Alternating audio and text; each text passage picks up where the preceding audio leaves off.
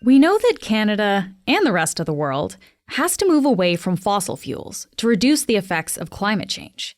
Usually, we hear about this as an environmental issue, but this is also a big economic problem. A report came out last week from the think tank, the International Institute for Sustainable Development. It says that Canada isn't transitioning away from oil and gas fast enough, and as a result, our economy could take a big hit. Emma Graney is the Globe's energy reporter. She's here to tell us why Canada is falling behind and what it might cost us if we don't start making these changes now. I'm Menaka Raman-Wilms, and this is The Decibel from the Globe and Mail.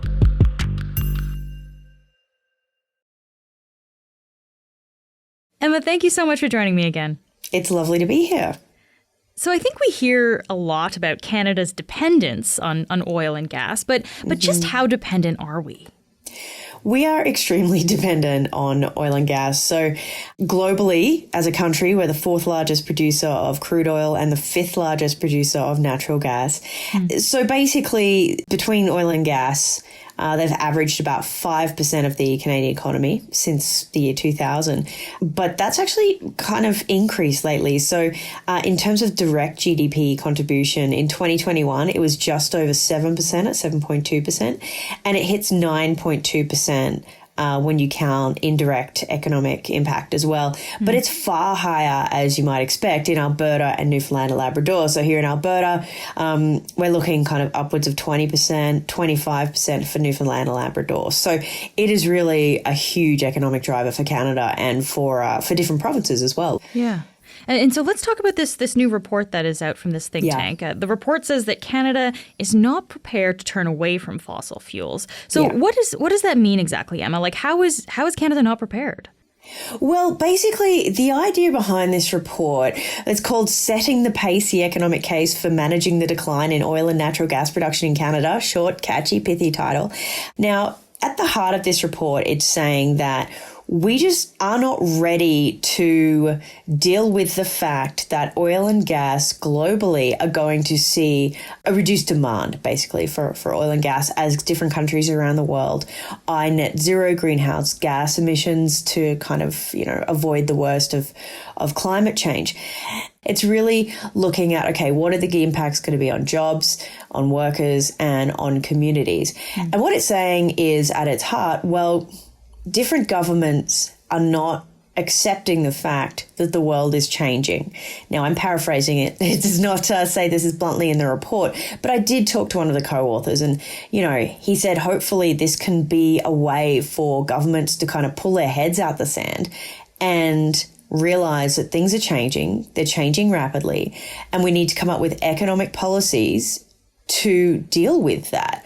And even the governments that are accepting the fact things are changing, they're moving at far too slow a rate to actually get things done and change things at a pace that we need to change them in order to reflect the global change. So let's actually look at some of the details here, Emma. What does the report say that Canada is not doing that we should be doing? Right. So, it says about the global demand for oil going into terminal decline by the end of the decade. And yes, that is very dramatic language. But what it's saying is that it means producers are really vulnerable to the loss of markets and low and volatile prices. So, it means that captive purchases of Canadian heavy crude are ultimately going to be impacted. And Canada is not doing enough to deal with that potential shortfall and not diversifying its own industry in order to be able to deal with less oil and gas specifically. It also talks about we're not doing enough to really push alternative fuel production. We're not getting projects for hydrogen off the ground fast enough. We're not doing enough to kind of embrace different opportunities that the green transition will present for Canada. Even though there is a lot of renewables being built, particularly here in Alberta, there's not enough being done to really get us into any kind of global market when it comes to alternative fuels. And it's kind of like if you think about if you have a kid and you think, okay, one day they're going to want to go to college, right? So you start paying into a college fund, you start getting prepared. your kid's not going to university in 4 years' time, right? This is a long-term plan, and that's at the very heart of this. We need long-term plans and long-term preparation. I will say this report takes a very different tack than a lot of the other forecasts or scenarios or predictions or whatever you want to call them. Like this report from the IISD, it really focuses on the most dramatic end of the spectrum, the really fast phase out of decline for demand for fossil fuels. But what they're saying here is that we're just not ready for it. And not only are we not accepting it, that economic argument, but it therefore makes Canadian producers, therefore workers, therefore communities, therefore entire economies really vulnerable to low and volatile prices as there is a global shift. And I think that's what's really interesting about not just this report, but every kind of forecast around oil and gas, because it's famously difficult to get this stuff right. I mean... Well, yeah, we're trying to make predictions for the future, essentially, right, on what demand is going to be in a few years down the road. Yeah, and I mean, look what happened over the last few years. So since kind of early 2020, we had COVID come and completely decimate demand for oil and gas. No one was going anywhere, And then we had a price war between Russia and Saudi Arabia. We had prices of oil actually going negative. And that was just in 2020. That was about 3 years ago. Then we had a war in Ukraine, and then that completely changed the energy picture again. So predicting this stuff, forecasting this stuff is so very, very difficult. So, yeah, I mean, like those examples that you mentioned, right, we can see how volatile the energy market really can be. I wonder, Emma, how vulnerable is Canada to all of that volatility? Canada is extremely vulnerable because, again, oil and gas is a global product. It's not really differentiated between different countries where you get this stuff from. So if there is indeed a global shift in demand and it does plummet, then yeah, Canada does stand to have its economy at risk here. I will say last year actually was incredibly high demand for oil and gas. And that's kind of what the Alberta government particularly points to and says, all the credible forecasts are saying we're going to need oil and gas for decades to come. And of course it does change if we go into those net zero scenarios, just by virtue of the fact that net zero is going to change the complete energy mix. And I wonder, so that would be Canada or other oil and gas companies around the world must be subject to the same kind of volatility though, right? Like everybody would be vulnerable to this kind of shift in the market. Yeah, absolutely. And in fact, Alberta Premier Danielle Smith, she was on CBC last week and said, you know what, Canada needs to stop being so defeatist, and it needs to stop taking the fact that we're going to be the first ones out of oil and gas and instead aim at being the last ones standing. And that's what the Alberta government is intent on doing here. And it's an interesting tactic. And you know what? They've said this for quite some time. We're going to be the last ones to produce barrels of oil because the oil sands will just keep producing, and the oil sands is aiming at getting to net zero production by 2050, right? In addition, the Prime Minister is already ready to introduce a de facto production cap on our oil and gas sector that, if implemented,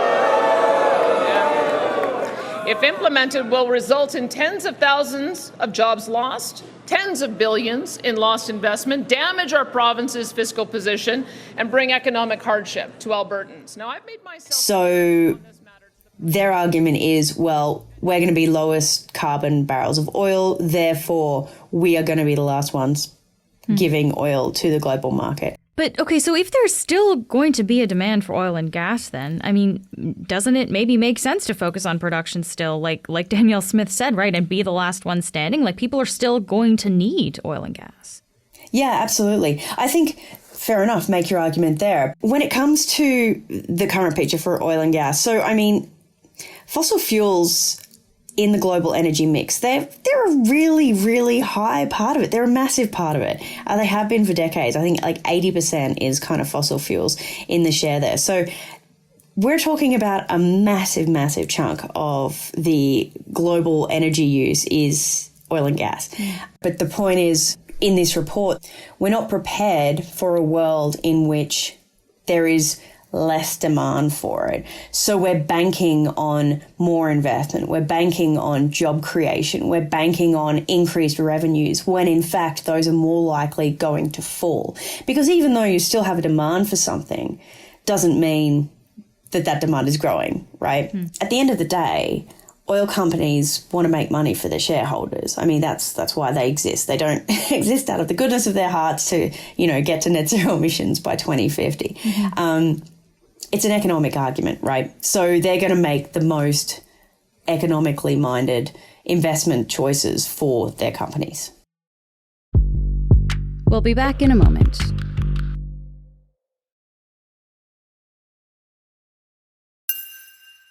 So let's talk about this economic argument then that this report talks about too, because I think we know the environmental arguments for changing energy sources. We talk about that a lot, but this report does focus on the economic impact. So what are they talking about here in this report?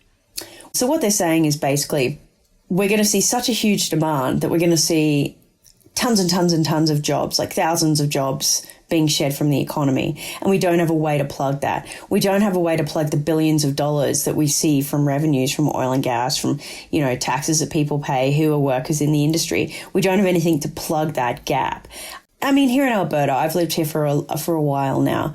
And that notion of diversifying economies, that has been around since I've been here. I mean, I used to live in Saskatchewan. The same thing happened there when I lived in Saskatchewan and covered politics. And that was kind of 8-10 years ago. Even when I lived in Newfoundland and Labrador, how do you diversify the economy? Because you can't just put all your eggs in one basket, so to speak, economically, because when you do that, you really risk your economy. And Alberta makes the point, hey, we are diversifying. We're looking at hydrogen strategies to, start a hydrogen economy. We're looking at carbon capture and applying that. We're looking at critical minerals. We're looking at kind of lithium extraction and that kind of thing. But the co-authors say that's not enough, and there needs to be much more and more realistic conversations happening around diversification and what we do next. And it can get missed sometimes because it gets politicized, right? Yeah. I'm sure that all of your listeners are plenty aware of the fact that Alberta tends to look at any change, most changes from the federal government, particularly around oil and gas, as an attack on our province and an attack on our workers. And that's how it's framed, because that's a winning political argument. And the idea is, okay, let's move beyond the politics of this and look at the economic arguments of this. So the report acknowledges that we're not moving fast enough here to transition. But what is the federal government actually doing to make this shift away from oil and gas? Because it is doing something. So let's talk about that. Yes, of course. I mean, the federal government right now, it has a whole bunch of net zero targets. I mean, that's one very tangible example of what we're looking at. So basically reducing greenhouse gas emissions. I guess when we're talking about tangible actions, one of the big things that has recently happened is a sustainable jobs plan. That was a couple of weeks ago when the federal government kind of put that on the table. That's part of like the just transition, right? That's kind of the overarching term that the government often uses. Oh, we can't use that term anymore. Oh, they hate it out here in Alberta. Oh, say just transition, then spit on the ground, basically. So it got changed to sustainable jobs plan from just transition. Okay. But yes, you are correct. That's exactly what it started off being called. But there was a bit of a kickback to it because that language was often used by environmentalists, so it didn't really get a lot of play in terms of industry groups, particularly around oil and gas. But this sustainable jobs plan, just transition, if you want to call it that, it really kind of just sets requirements that Ottawa present a plan every 5 years, starting in 2025, for aligning the workforce with the push towards net zero emissions. So that's in terms of creating jobs and helping workers and communities adjust to the shift that will happen when one moves towards net zero. But it's a plan for a plan. The federal government, it just hasn't said where or when or how jobs are going to materialise, and it doesn't set a job creation goal. It doesn't set phase out targets. It just doesn't really give firm timelines. A lot of Canada's labour force is going to be disrupted by the shift, by the kind of green transition. I'm putting that in air quotes, not that you can see it at home when you're listening to this, but in some way by 2032, 15% of Canada's labour force is apparently going to be disrupted. And so those kinds of things, those kinds of shifts, those kinds of plan for maybe doing something, that's what they're saying is happening too slowly. Yes, there's an acknowledgement that things will change, but where are your goals? Where are your targets? Where are your actual tangible changes that you are doing? And why are you taking so long to do it? Yeah. That's what the heart of this report is. Yeah, it sounds like in order to get stuff done, we would need those kind of tangible goals, right? Let's go back to talking about Alberta, Emma, because of course we know that Alberta is the heart of oil and gas in Canada, and you're there yourself. So how is the province thinking about its transition to other sources of energy? Yeah, it's interesting because for a long time under the United Conservative Party government, there was really a rejection of talk of net zero. I mean, in the oil sands, so we're talking about oil and gas companies here, which is, of course, separate from government. There has been a long acknowledgement of the fact that they need to reduce their emissions. Now, there is a goal among producers, it's called the Pathways Alliance, whereby oil sands producers have kind of come together and formed a merry bunch, and they want to bring their production emissions down to net zero by 2050. That is their goal. And that's a big goal, obviously. So that's the companies, right? And that's the acknowledgement. Scads of oil and gas companies have net zero goals, actually. The government, however, is a slightly different beast here. Only recently has there been an acknowledgement about net zero and this idea of, we'll get to a carbon neutral economy is what they like to call it by 2050. But there are no kind of mid-range targets. There's no hard plans on how exactly that's going to happen. It's more just an acknowledgement of reducing emissions in the province. Yeah. We've talked a lot about Alberta, but I also want to quickly ask you about how other provinces are thinking about this, like Newfoundland and Labrador, for example, because they have a huge offshore oil sector as well. How is that province thinking about this? Yeah, they do. And it's interesting because, Newfoundland, Labrador and Alberta are very different politically when they're talking about like party alignment. They've got a Liberal provincial government over there, and it's worked really closely with the feds in terms of emissions reduction. It's had a net zero 2050 goal in place for quite some time.